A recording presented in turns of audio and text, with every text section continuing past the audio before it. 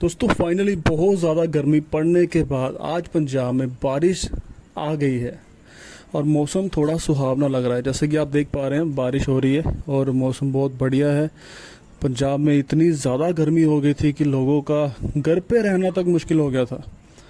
तो फाइनली भगवान जी को शुक्रिया कि उन्होंने हमारी सुनी और बारिश की।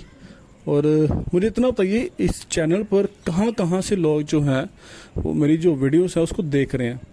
कमेंट में अपने शहर का नाम ज़रूर लिखें और अभी वहाँ पे क्या मौसम है, बारिश है, गर्मी है, और अगर गर्मी है कितना टेम्परेचर है, कमेंट करके बताना ज़रा।